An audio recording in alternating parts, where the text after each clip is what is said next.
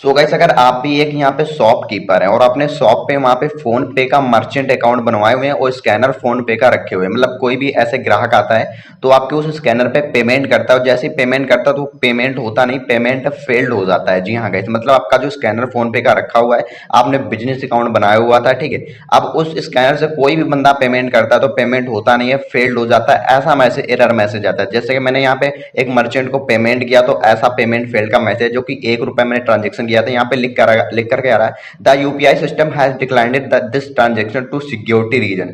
If you have recently set up your restore your UPI account, please retry with smaller amount और try again after 24 hours. यहाँ पे बता रहा है कि आपने अगर अपना यहाँ पे यूपीआई अकाउंट को यहाँ पे 24 घंटे के भीतर यहाँ पे सेटअप किया था या रिस्टोर किया है, ठीक है, तो आपको क्या करना है कि आपको स्मॉल अमाउंट से यहाँ पे पेमेंट करना है। तो 1 रुपए से ज्यादा स्मॉल अमाउंट तो हो ही नहीं सकता, ठीक है। 1 रुपए मैं कर रहा हूँ फिर भी नहीं हो रहा। अब मैं आपको बताया, लेकिन आपको 24 घंटे का वेट करना है, ठीक है। तो आपको क्या करना है कि 24 घंटे का वेट कर लेना है। अगर 24 घंटे बाद भी ये समस्या नहीं सॉल्व होती है, अब जैसा कि मैंने यहाँ पे मूवी क्विक से पेमेंट किया था फोन पे को, तो ये रीजन आ रहा था। अब जैसे मैंने अमेजोन से पेमेंट किया था उसी स्कैनर पे, ठीक है, उसी मर्चेंट को मैंने अमेजोन से पेमेंट किया था, तो यहाँ पे बता रहा था you have exceeded the transaction limit set by your bank wallet for security reason, please try again later, note money has not been debited. अब यहाँ पे बता रहा है कि आप you have exceed the transaction limit, यहाँ पे बता रहा है कि आपका ट्रांजेक्शन जो लिमिट थी, जो आपकी बैंक ने सेट करके रखी हुई थी, जो आपने सेट करके रखी थी, वो यहाँ पे आगे जा चुकी है, ठीक है। मतलब बता रहा है कि आपका जो ट्रांजेक्शन लिमिट थी कि आप 10,000 रुपए कर सकते हो, उससे ज्यादा हो चुका है, अब ये ट्रांजेक्शन नहीं होगा। मतलब अलग अलग रीजन अलग अलग एप्स में बता रहा है।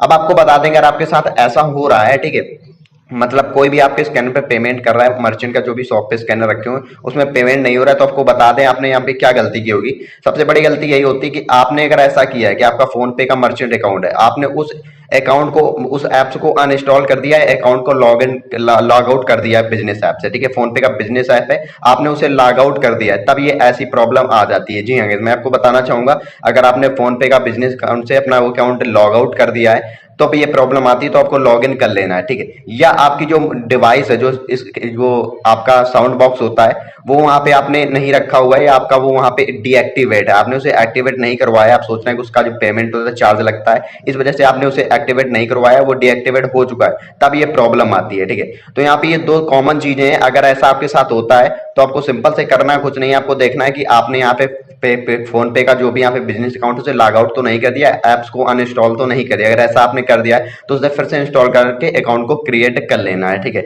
या आपकी डिवाइस जो है डीएक्टिवेट हो चुकी है तो उसे एक्टिवेट आपको करवाना होगा, ये आपकी प्रॉब्लम सॉल्व हो जाएगी। जी हाँ, मतलब ये अपने आप ही सही होगी।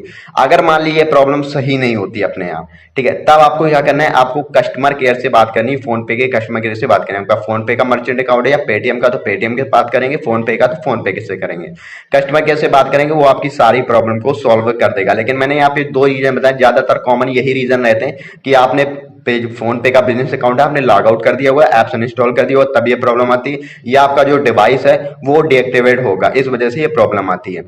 तो ये प्रॉब्लम सॉल्व नहीं होती तो आप कस्टमर केयर से कांटेक्ट कर सकते हैं। तो इस वीडियो में यही एक छोटी सी जानकारी थी। ये जानकारी आपको कैसी लगे कमेंट करके जरूर बताएगा। सो गाइस, मैं अपने चैनल पे ऐसे वीडियो लाता रहता हूं, तो चैनल को सब्सक्राइब करना मत भूलिएगा। सो मिलते हैं एक और नेक्स्ट वीडियो में, तब तक के लिए जय हिंद।